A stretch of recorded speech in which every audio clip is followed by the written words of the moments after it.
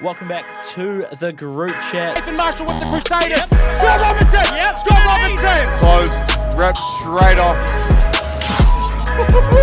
Conor McGregor, Israel Adesanya, John Jones, GSP, Anderson Silva. Bro. Welcome back to the group chat. Odds-on edition, Phil, because it is Thursday, 5th of June. Super Rugby quarterfinals is the big one this weekend. 3 quarterfinals. Unsure how that works. Quarterfinals usually means 4. But anyway, Phil. Yes. How you doing? Fantastic. 3-1-6 on the way. Quarterfinals on the way. Wires on the way. Shit. Plenty to look forward to this weekend. Yeah, so Super Rugby quarterfinals. We'll talk about the playoff format, and then so we talked about Tri-finals. Is that what you call it? Tri-finals, quarterfinals, tri-finals. The dumbest format in sport. What a stupid system. I don't know. It must have been a coach on the radio this morning. They were talking about, would you support a 1-2 go through to a bye? Yes. Have a bye. Yes. And they're like, yeah, well, it's actually great. This one's great. And I was like, wow, okay. Probably because you've secured a semi-final spot already, or like we just love a dead rubber third quarterfinal. Yeah, well, there's the potential for that, isn't it? Massive potential. Because what? Crusaders are $1 nothing favourites against the Reds at home on a cold night in Christchurch. It's going to be cold. I think a high of 7 degrees, a low of 0. It's going to be raining. A classic Christchurch night. The Reds have no chance. $5 chance, apparently. Wow, yeah. The Chiefs, if they then beat the Blues at home again, Chiefs are clinical at the moment. That means Hurricanes-Brumbies game means nothing because both sides will go through. It will just depend who plays who in the just semi-final. Looking at that Crusaders game, last time they played 43-19 to the Crusaders. Yeah. Look. And that's why they're $1.15 favourites. They're $1.15. Chiefs, though, no Quinn Tapia. Mm. And they've benched Wallace Atiti. What does that mean? Well, that means they're guaranteed a semi-final, win or lose. Not only that, they're guaranteed a home semi-final.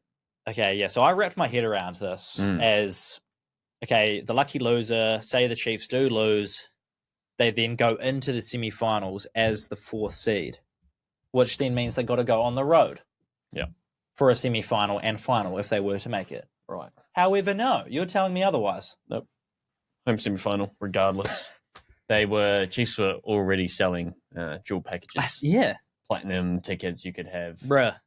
The home quarters and the home semi. I mean, heck of a deal. $150. Great deal. I just don't see how they're guaranteed a home semi-final if they lose. What's the point?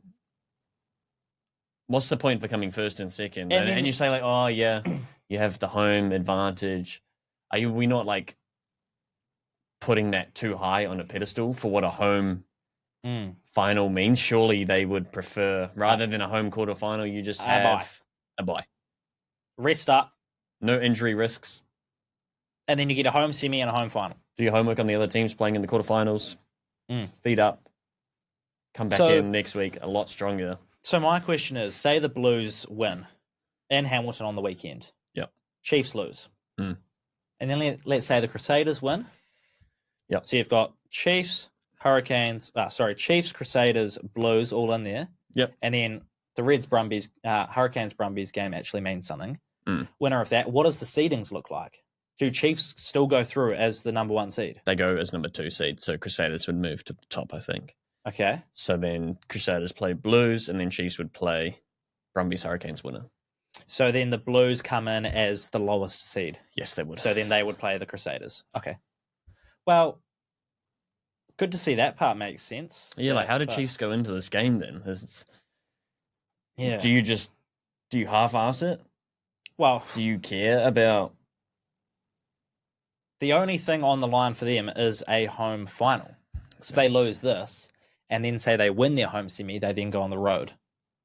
That's presuming the Crusaders make it. If the Crusaders don't make it, then the Chiefs will be at home. And they can lose this game. They can then win the semi-final and still have a home final. Like, what are we doing, Super Rugby? It was such a good competition the whole way through.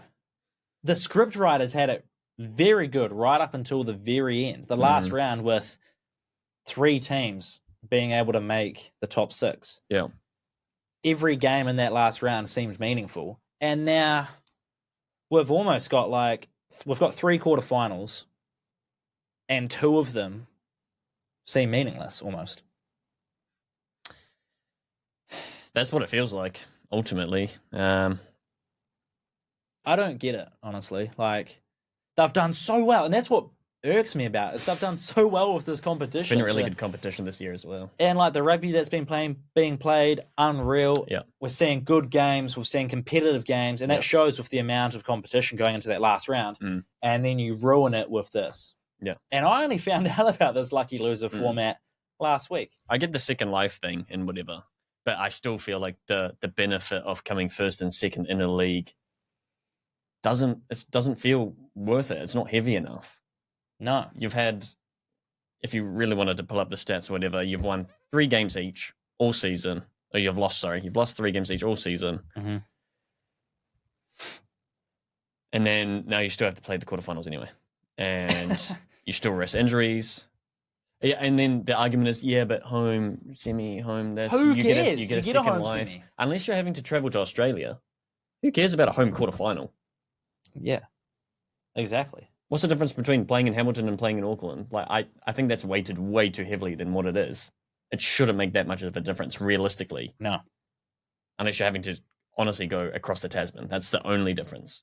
And honestly, even that, for the Hurricanes, I don't think they'd care too much about going to Canberra. They were there 2 weeks ago. Before, yep. Like, what? Anyway, yeah.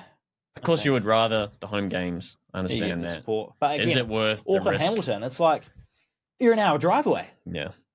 I don't think it's worth the risk of injuries and all that sort of nonsense. When you're guaranteed that semi anyway. Rather just have the bye week.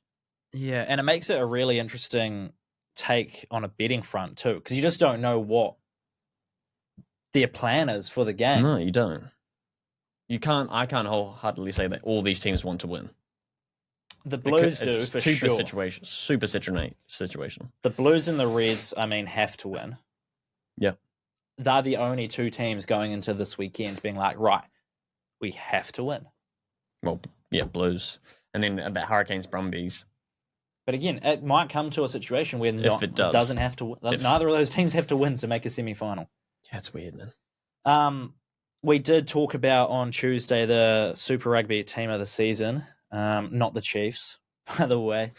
An actual position 1 through to 15 team of the season based on their votes. Way too many Australians in there. Not enough Chiefs. Not enough Crusaders. For both of us, we agreed on that. Well, who cares about the Crusaders? But they should at least have one in there. They finished second. They didn't have a single player in the team of the season. Yeah. Anyway, you've got a team of the season based on Super Rugby Fantasy. Purely based on the points. So whoever has scored the most points in those positions have made your Super Rugby Fantasy team of the season. Correct. Which makes sense. And then we've got an in-house Super Rugby team of the season as well, 1 through to 15. All right. So start us off with our props. What do you got? Are we going 1 for 1 here, or do you just want to run through? Let's go 1 for 1. Let's see how they compare. Like props, our 2 props and hooker. Okay. What have you got? Okay, so we can go. Yeah, you're right. We can do sections. Yeah. Also noting, and this is something that pisses me off too. All right, let's hear it. Tava Tavanawai, before we get there, he's still listed as a back 3 in the fantasy. This is something that irked me from the first week that I couldn't have him in my midfield. In the team of the year, he's been named in the midfield.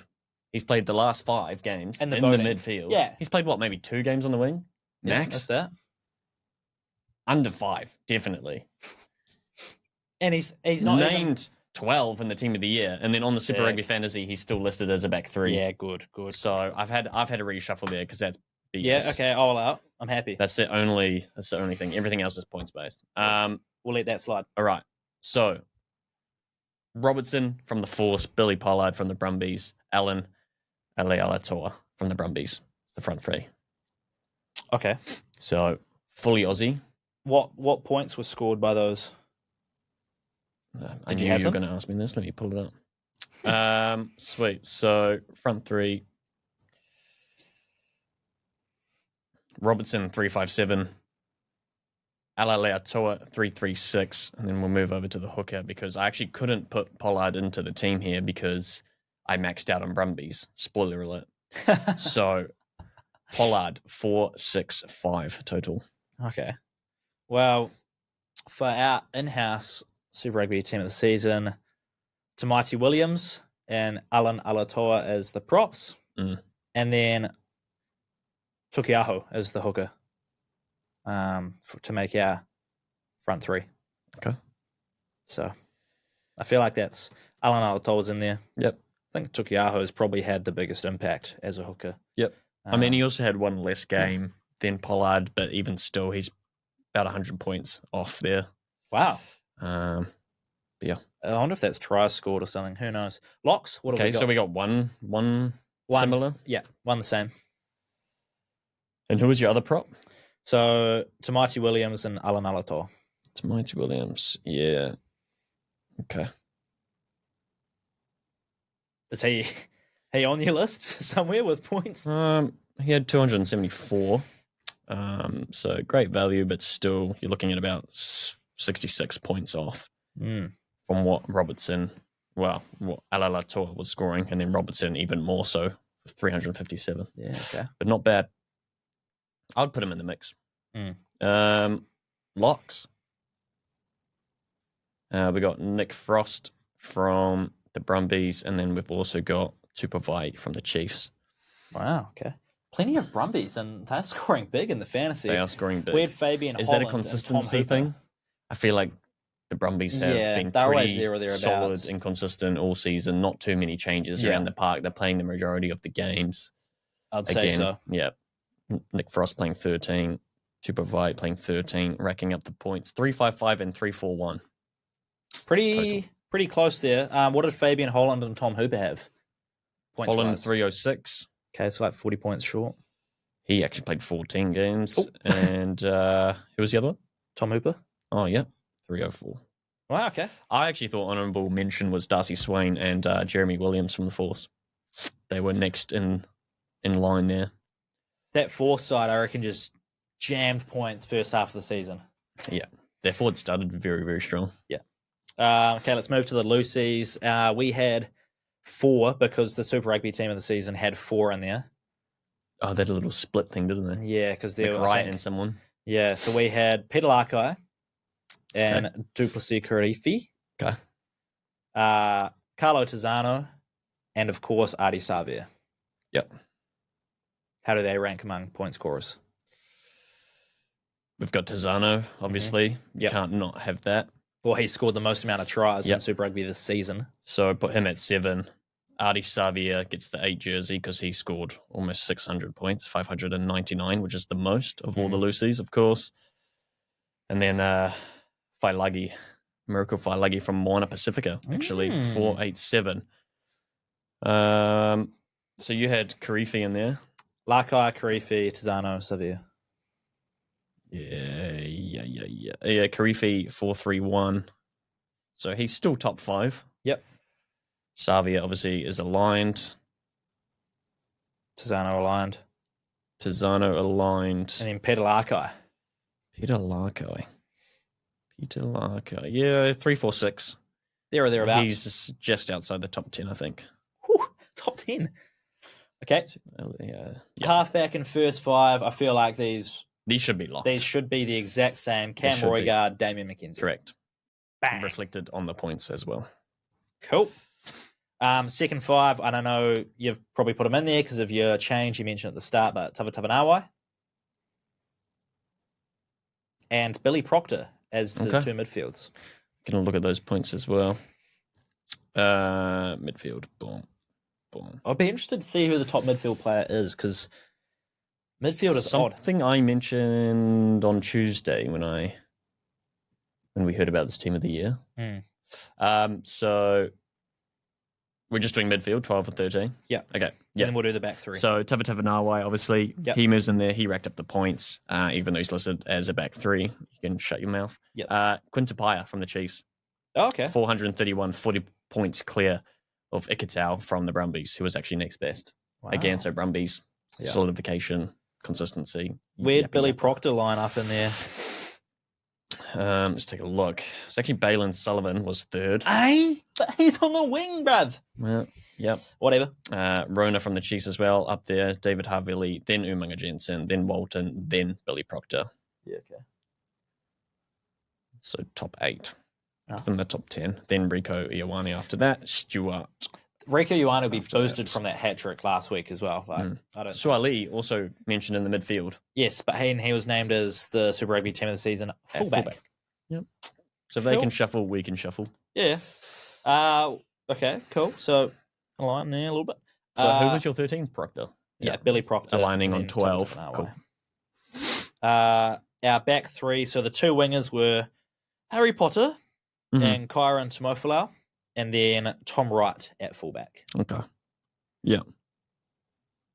So for this, it's actually Corey Toole, who I actually had him in that fantasy from the get-go too. I reckon he's a beast. He's the quickest in the comp, I believe. 606 before, obviously, we gave up on fantasy because it was boring as...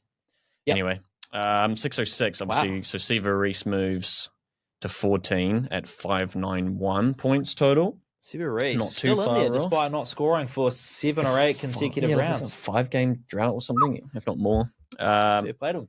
And then I had to move Harry Potter to fullback because he did technically have more points, but honourable mention there, Tom Wright, very close, only 10 points off Harry Potter. And then from that, I thought Leroy Carter had a good season and Will Jordan had a good season. They're 496 and 491. So a little bit off the mark, but maybe injuries and stuff come into play there. So Corey Toole, Siba Reese, Harry Potter. Wow, okay, so the only one in there was Harry Potter that aligned for fantasy. But Tom Wright, honourable mention. I can have a look. Yeah, well, yeah, he was up there, obviously. What did Kyron Tomofalau have points-wise? Toole, Reese. So this is according to the way the point system is. Toole, Reese, Tava Nawai, Harry Potter, Wright, then Muirhead, again Brumbies, then Carter, then Will Jordan, then Greeley, then Tomofalau. So top 10? Yeah. 9th-ish? Yep. Okay. Interesting. Well, I think that'll be kind of cool to track again fantasy-wise next year to run it up. Who did have the most points in fantasy overall? I think it might be Corey Toole. Yeah, with 600 and something? 606. And then I think Artie Savia on 599. Yeah. Do you know, positions. looking at the site there, are they continuing fantasy through the playoffs or is it done? I think it's done. Yeah. Okay. I think it's done. Nice. All right. Because everyone says, not playing, not selected, not playing. See. Even teams that are playing. Yep. Gotcha. All right. So there's your Super Rugby. Obviously, what? Whoa. Yeah. Sorry. Talk to me. Tizano had how many points? No. So DMAC, 657 total. Oh, yeah. Then Cam Roygard, 619. Then Corey Toole. So DMAC is your Super Rugby fantasy MVP. Indeed. Nice. Massive. By some margin. And missed a couple games too. What did he miss? 2, 3 games? Yeah. So 2 or 3. Fair play to DMAC. That's your AB's number 10 right there. Yes, sir. Unless Richie Mwanga's coming back because he slots straight in after winning 11 straight titles. Who knows? Won the double, went back to back. We'll do All Black selection at some point in the coming weeks. We'll name our squad. But so yeah, Super Rugby, Reds, Crusaders, Chiefs, Blues, Hurricanes, Brumbies are our 3 quarterfinals. In the Rugby League, Sharks, Wars are underdogs for the first time in a couple of weeks. What, 295 or something? Yeah. Yeah, well, thereabouts. Against the Sharkies, going to Shark Park. Shark Park. What do we make of that game? Obviously, no Mitch Barnett. Webby saying Jackson Ford, he's confident, can step in and fill that void that we were talking about on Tuesday. He is a workhorse. 265 for the Warriors, and there is a betcha boost too. Oh, yeah. DWZ anytime. Either team wins by 1 to 12. Come on, back in the Warriors, bro. What are you doing? I don't mind the 1 to 12, though, because the Warriors are winning a lot of games, 1 to 12. Either team 1 to 12. Yes, but the Warriors specifically are winning lots of games 1 to 12. And if you think it's going to be a tight one, not a bad one to get on. No, definitely not. At all. DWZ scoring last week as well, so... any other game in that league that's catching your eye that you're excited for? Broncos Titans. Keen to see Titans get up there. Raiders Rabbitohs is Broncos a big are one. favourites in that game, aren't they? They are. Yeah. I don't know how I feel about that. Neither. Whatever. Raiders Rabbits. Bulldogs Eels. Always love watching the Bulldogs play. Dolphins Dragons, not a bad one either. Dolphins are fun to watch. Dragons been putting in some good performances. So there's a few in there. Knights Eagles, I'm probably going to avoid like the plague. Tigers Panthers, I don't care about. It's another wooden spoon matchup. Nice. Everything else looks good. Nice. Even Storm Cowboys, that'll be a fun game to watch. Okay. And then we've got UFC 316 on this Sunday. A big one. Massive one. You'll be excited for this, no doubt. Hell yeah. I can't wait for it. Sean O'Malley back from his little injury stint. Mm-hmm. He's not dyeing the hair this time. He's not going Not dyeing the hair. He's had his hip, I don't even say what, the labrum surgery. And he's straight back into a championship fight to the guy who lost the belt to. It's a massive one against Mirab the Machine, who ragdolled him last time. Absolutely dominated that last matchup, and we all saw probably the worst Sean we've ever seen. So he reckons he's coming back pretty grounded this time. He kind of let his alter ego take over where he was as a fighter heading into that championship fight, right? And now he's kind of leveled his head. He's focused more on the fighting rather than everything else that comes with it. So it'll be interesting to see what kind of take he brings towards this fight after, like you said, getting absolutely ragdolled. Yeah. By Mirab the Machine. I almost wonder if it's too soon, 6 months off from a surgery to recuperate. How many months really have you had to work on your ground game? Yeah. I would have liked maybe he fought someone else in the top 5 before going back for this one. It just seems a little bit too soon, but I hope to be proved wrong and that he's back to his best. Another title on the line as well, the women's bantamweight, Juliana Pena versus Kayla Harrison. Pena the champ and is a massive underdog. Big. She's like a $5 underdog as a champ. Yeah, but have you seen Kayla Harrison? She's like I've not Olympic seen, gold medalist. Yeah, hella wrestler. Yeah, hella wrestler. Hella big. It's her first 5-rounder in the UFC though. Interesting to see He's how got some experience goes. up her sleeve. Lots of experience in 5-rounders. Funnily enough, Kayla Harrison's last 5 round in the PFL, she actually lost by decision. Ooh. So there's a little bit of deviance there. And you know how the decisions sway in UFC when it comes to the champs. So she'll be looking for a submission, but honestly, she'll have plenty of control time in 5 rounds. Yeah, I think that's enough. Okay. Also, the Aussie early prelims, Killian Selkid. Butchered that name for sure because it's so confusing. Sounds like something from like the Nordic era. He got like a 19-second knockout in his first fight. Fireworks. Was it a fight night? Yeah. 19 seconds first round. So he's back. It's super exciting to watch. One to look out for. Plenty. And also Patchy Mix. Crazy name. Who? Patchy Mix. So that's his actual name or UFC fight? I think his actual name's Patrick, but everyone calls him Patchy. Patchy Mix. Sounds like a Sour Patch or like Sour Patch Mix. Yeah. So he's ex-Bellator bantamweight champion, and he comes straight in to a main card fight, which is crazy. Nice. Up against Mario Batista with Cheeto Vera pulling out for unknown reasons. Oh no, did Cheeto pull out? He did. Damn. I'm kind of excited for this though. See how Patchy Mix go. This is almost a perfect scenario for him. They both had a month to prepare for each other. Being a late call up, he goes straight into a main card event. That's a massive main card. Yep. Could make a serious name for himself in the UFC here if it goes his way. So nice. Another one to look out for. All right. So excited. Oh my God. Basically, to wrap up the weekend, the French Open is coming to a pointy end of the tournament. The women's finals will be Sunday night, men's finals Monday night, and then over in the States, the basketball is also reaching its pointy end of the season. We're down to the final 2 sides, 2 teams. That'll be an exciting watch. I love American basketball. Yeah, so I guess we can kind of explain the situation. Basically, we can't use names, team locations, colors, because we have streaming rights on that app. So if you do want to watch the games, you can watch them on Betcha.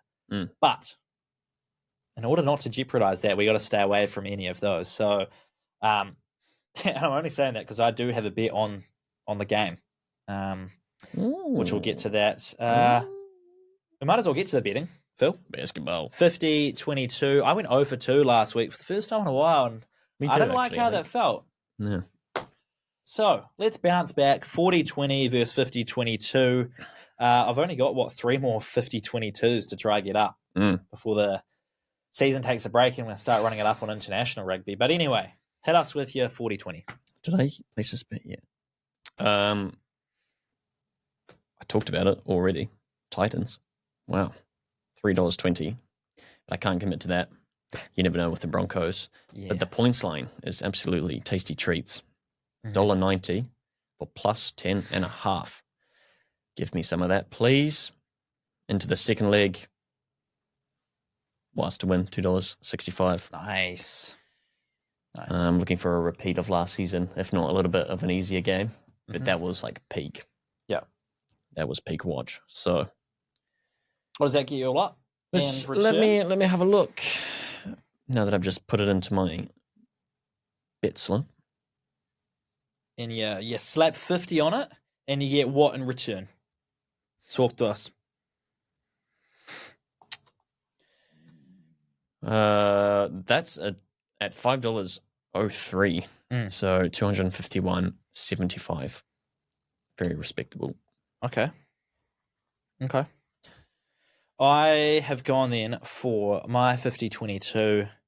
Last week I did the underdogs. This week, screw that. And screw the Blues as well. Give me the Chiefs by 13. Whoa, Chiefs 13 plus down in Hamilton. Oh, yeah. Blues have scratched their way, and everyone's like, you don't want to give us one. Don't let us get one.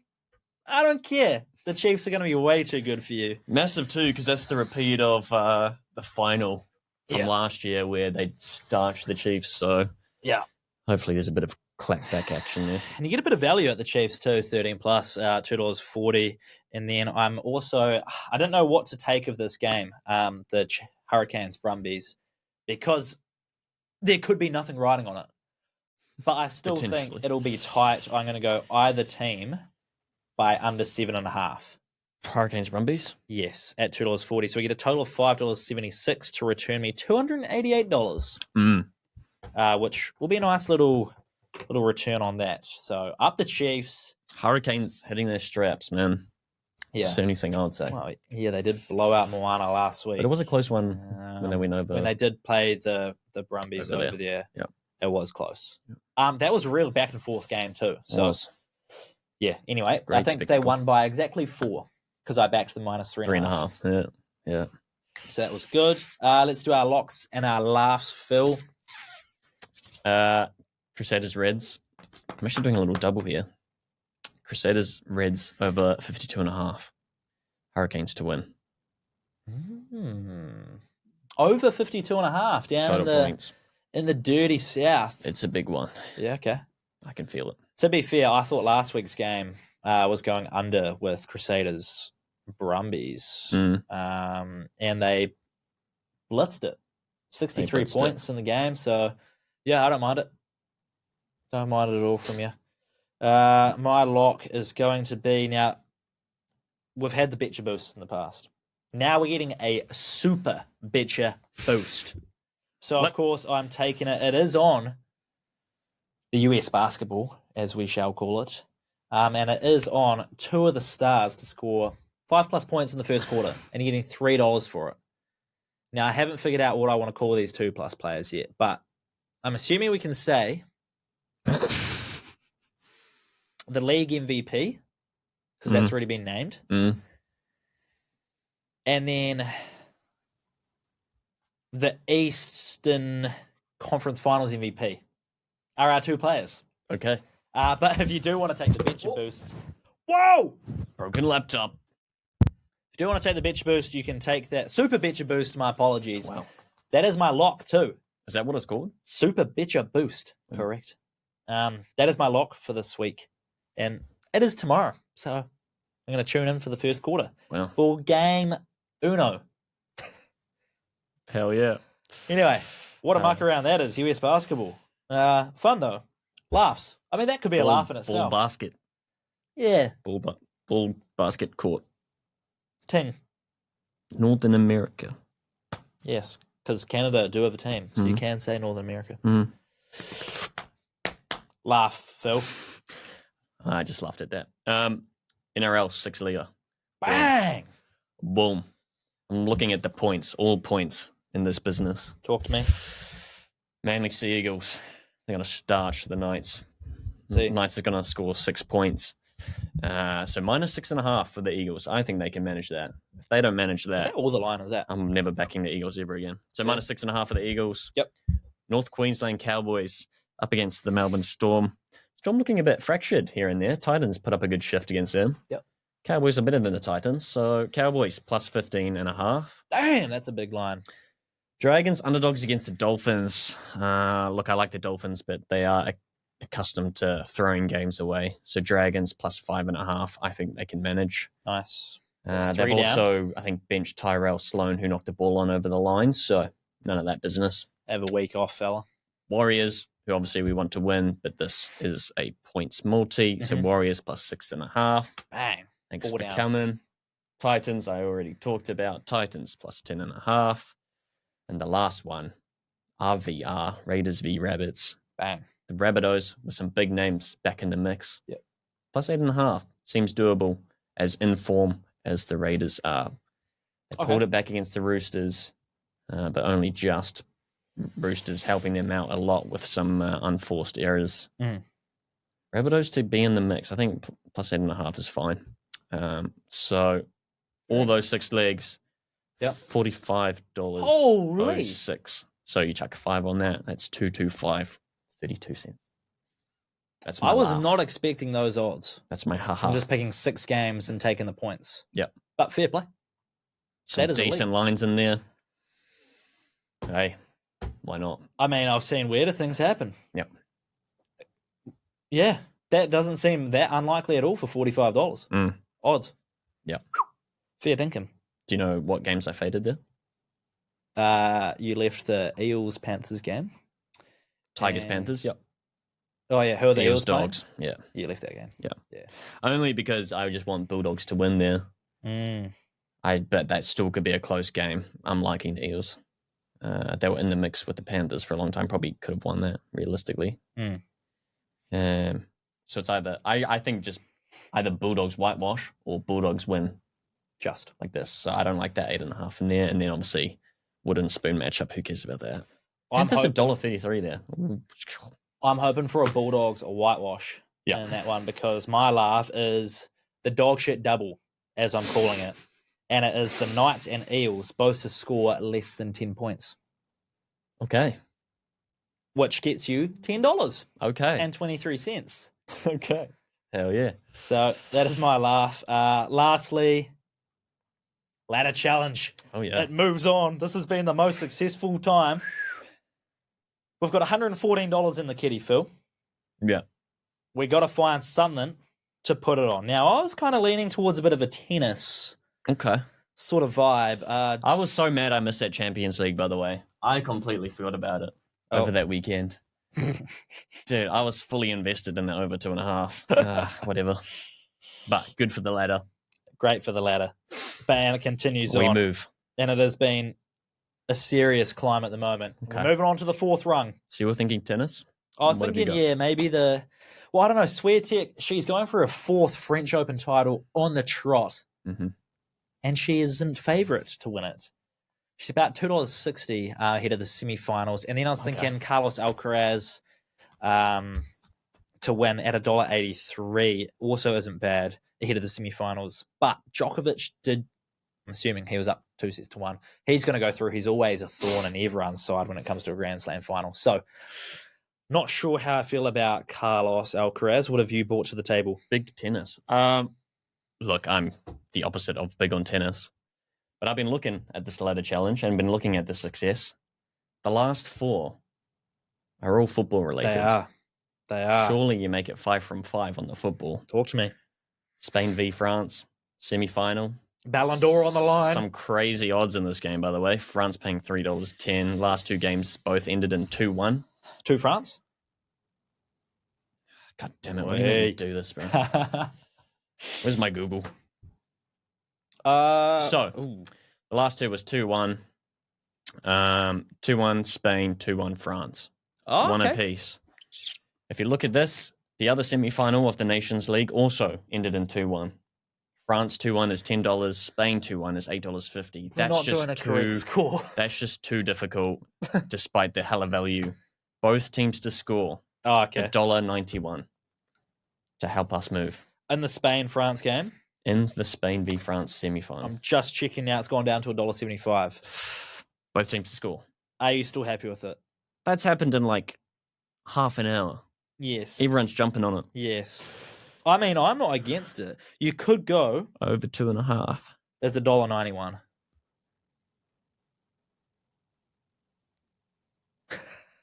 But we did that last week, didn't we? Yeah, we did. But if it ain't broke,